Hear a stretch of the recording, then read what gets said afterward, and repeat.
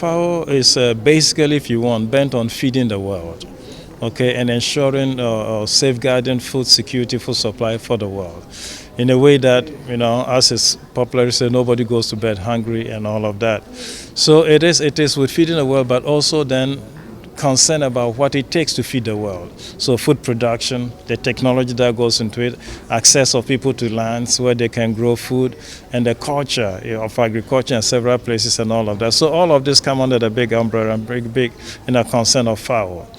Now, in this regard, FAO, being concerned about food production and food security, there's only one way up to now of producing food.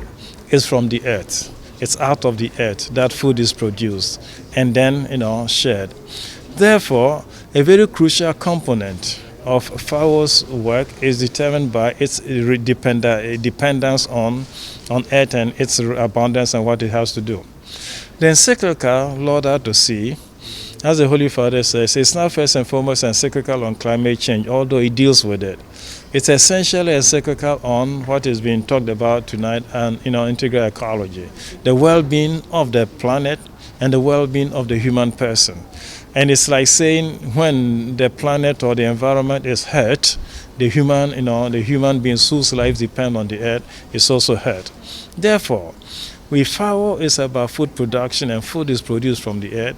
There are ways that the earth can be abused in a way that it's not able now to give of its secrets for the support of human life. I use the word secret intentionally because we grow food, but we don't know what happens actually in the earth, which makes a seed thrown in there, come out there. So it's as if God in creating the world entrusted with such secret that is meant to be broken, as it were, to nourish human life, which depends on it. But we can abuse all of this. We can abuse all of this by, the abusive treatment, the way we pollute it, the way we denude it, the way we do not contribute to its own sustainability. So if we render the earth sustainable, it also sustains our own existence. So that's how the two are closely integrated. And it is interesting then, for example, I'm not saying that all of FAO's audience are all Christian or whatever, but from our particular point of view, it's very significant that the Bible uses the word garden, okay, when they're talking about where humanity was put. Okay, it doesn't just use the word a place or anything, but it talks about garden. And a garden is a place where one expends, time, interest, concern. A garden is a place of care. You care for things, so things are arranged in proper order, fruitfulness, and all of that. That's opposed to wilderness, where the crucial thing is abandonment. When we abandon any part of our own, any part of our environment, and remove from it care, attention, and all of that, becomes wilderness. And so the crucial thing is, for the earth to be able to sustain our lives as a home, it requires our care.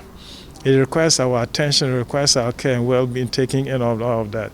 When, for whatever reason, we refuse to expend care on the earth, it becomes wilderness, it rebels, and does not sustain us. And again, not assuming everybody is Christian, the Bible therefore talks about the earth suffering from the sins of humanity. Okay, sometimes it says in the Psalm 34, and then in Isaiah and Jeremiah, it said the earth languishes from the sins of man. That's what we formulate these days as, our abusive treatment of the earth makes the earth whatever type of thing. But the relationship is there. Our conduct has an impact on the earth. Our conduct, therefore, does not only affect other people, but on the earth itself, which is supposed to reveal, give up its secrets to sustain and to maintain our lives. So that's a way that we can relate the objectives of this institution to, this talk about ecology.